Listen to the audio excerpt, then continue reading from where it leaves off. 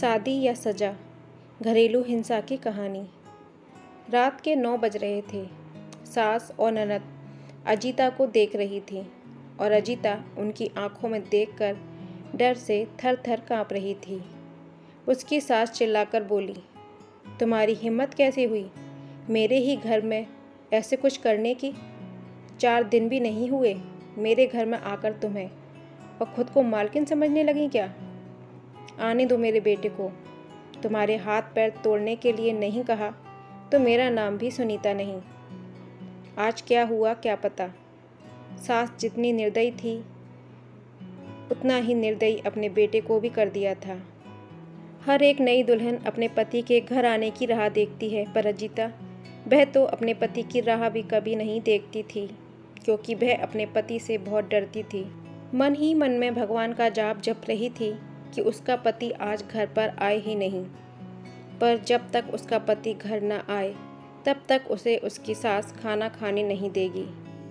इतनी निर्दयी उसकी सास ने रसोई घर को ताला लगा रखा था। ऐसा क्या हुआ था कि सुनीता अजीता को इस प्रकार दुख दे रही थी? और अजीता के पति मतलब आशीष का ऐसा क्यों स्वभाव था कि नई दुल्हन होकर भी वह अपने पति की राह नहीं देखती थी? अजीता की शादी आशीष से 5 महीने पहले हुई थी। अजीता के माँ बाप नहीं थे। 12वीं की पढ़ाई होते ही उसके चाचा चाची ने उसकी शादी करवा दी। अजीता की जिम्मेदारी से उसके चाचा चाची मुक्त हो गए। उसकी चाची ने उसकी शादी के बाद के त्यौहार भी मनाए नहीं।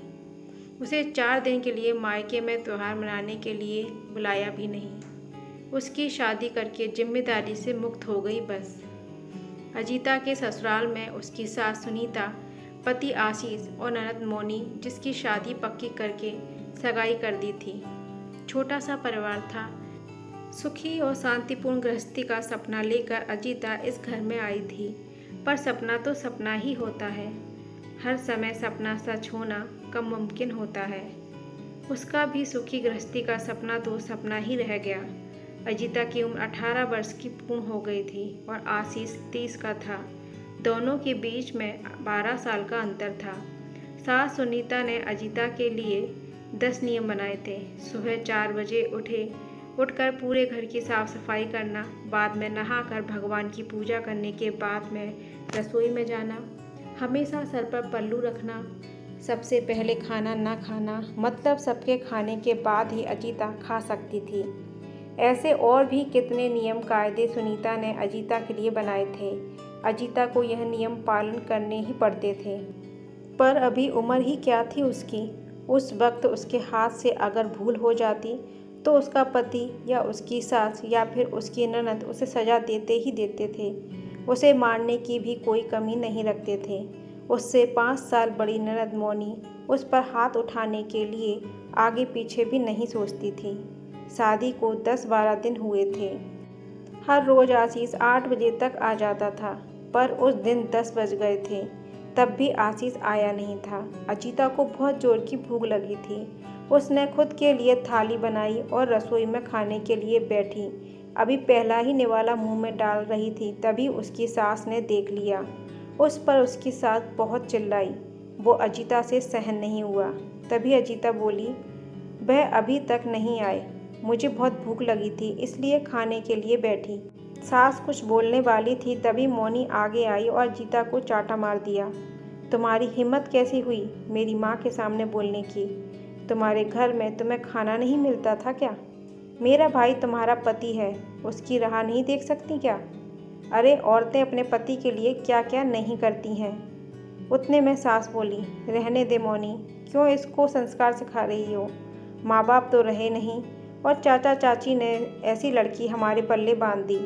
रहने दे, तू चल बाहर, मैं ही रसोई में ताला लगा देती हूँ।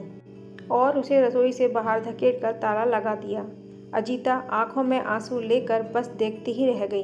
11:30 बजे आशीष घर आया। तभी सुनीता और मोनी ने मिर्च मसाला लगाकर अजीता के खिलाफ आशीष को भड़काया। वह था तो माँ का भक्त। इतना ही सुनकर उसने गुस्से में आकर अजीता को थप्पड़ मारा। उसे उस दिन खाना भी मिला नहीं। अभी आज ही की बात ले लो, अजीता रसोई घर में खाना बनाकर सुनीता और मोनी को खाना दे रही थी।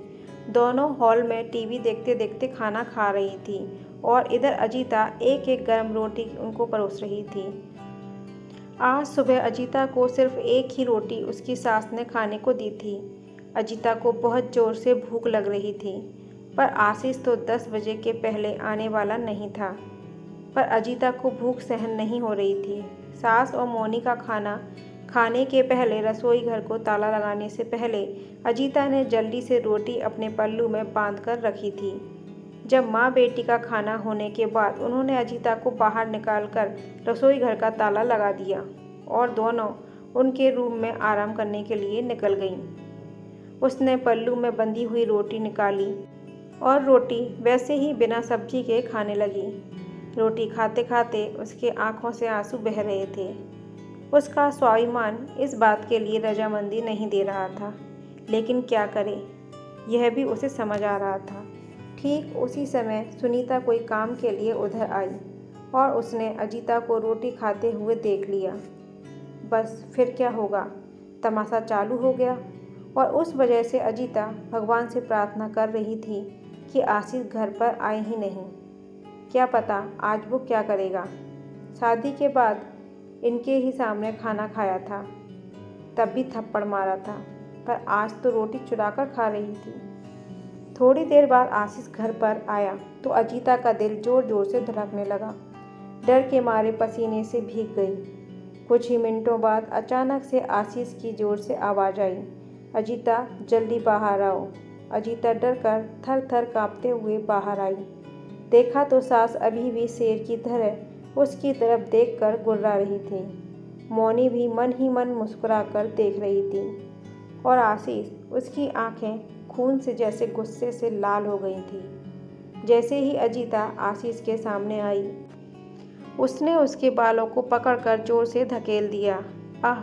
अजीता जोर से चिल्लाई, तेरी इतनी हिम्मत हुई कि तू अपने ही घर में चोरी करती है? रुक, तुझे तो मैं अभी दिखाता हूँ। बोलते बोलते आशीष ने अपने कमर का बेल्ट निकाला और अजीता को मारने लगा। अजीता जोर जोर से रोते हुए, दर्द से चिल्लाते हुए उससे माफ़ी मांग रही थी, पर उसके पति को और घर में रहने वाले 2 औरतों को उस पर दया नहीं आई। अजीता को सहन नहीं हो रहा था, तभी उसने आशीष को धक्का दिया और घर से बाहर भागने लगी। तभी, अरे पकड़ो उसे, बाहर कहाँ चली? सुनीता आशीष को बोली। तभी आशीष बोला, जाने दो माँ, भाग भाग कर कहाँ जाएगी? कहाँ, उसे पालने के लिए उसके मायके वाले हैं जो उसे संभाल लेंगे। आएगी वापस घूम के यहीं पर, जाने दो उसे। पहले मुझे खाना परोसो, मुझे बहुत भूख लगी है।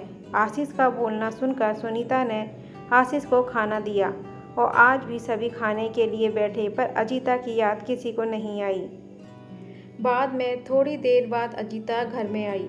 उसे देखकर तीनों राक्षस जैसे हंसते हंसते उसके सामने खड़े हुए। आ गई क्या वापस महारानी? क्या हुआ, मायके वालों ने घर में नहीं लिया? सुनीता ने उसे टोंट मारा। तभी आशीष उसे बोला, जब तक तुम मेरे पैरों पर अपनी नाक नहीं रगड़ती, तब तक मैं तुम्हें घर के अंदर आने नहीं दूंगा। मुझे धक्का देकर चली गई थी ना? हाँ भैया, इतनी जल्दी से माफ़ मत करना। अब अगर इसे माफ़ किया ना तो कल यह सिर पर चढ़कर नाचने लगेगी। ऐसी लड़की का क्या भरोसा? अरे भरोसा तो अभी हमें तो तुम पर भी नहीं हो रहा। जो अपनी भाभी का सम्मान नहीं कर सकती, वह लड़की हमारे घर का सम्मान क्या बढ़ाएगी? अचानक अजीता के पीठ के पीछे से मौनी के होने वाले ससुर की आवाज़ आई और वह अंदर आए।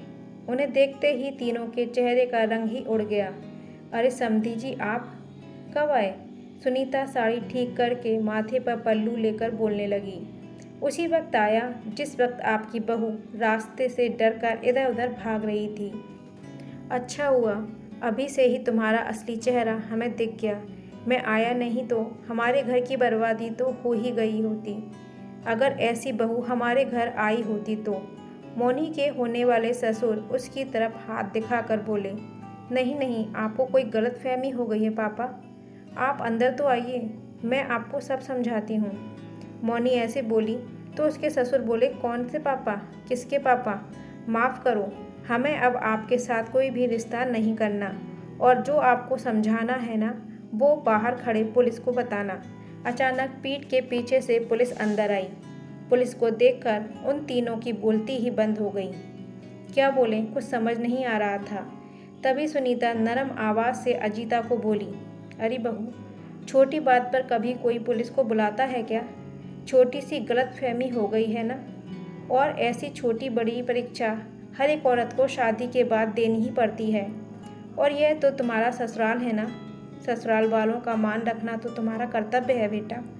माफ़ कीजिए सासू जी, मुझे ऐसी परीक्षा देने का कोई शौक़ नहीं। मैंने शादी थप्पड़ खाने के लिए नहीं की थी। और यह कैसा ससुराल जहाँ मुझे रोटी भी चुराकर खानी पड़ती थी? आपने मुझे कमज़ोर समझा था क्या? मेरा मायका नहीं है, पर मैं कमज़ोर नहीं हूँ।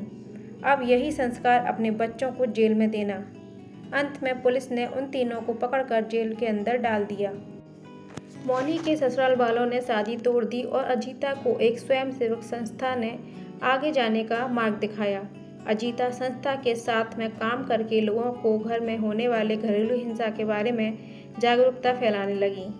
उसने अभी सही मायने में ज़िंदगी की नई शुरुआत की थी। फ्रेंड्स, आपको ये कहानी कैसी लगी कमेंट बॉक्स में ज़रूर बताइएगा और कहानी पसंद आने पर मेरे चैनल को लाइक शेयर सब्सक्राइब ज़रूर कीजिएगा। Thanks for watching.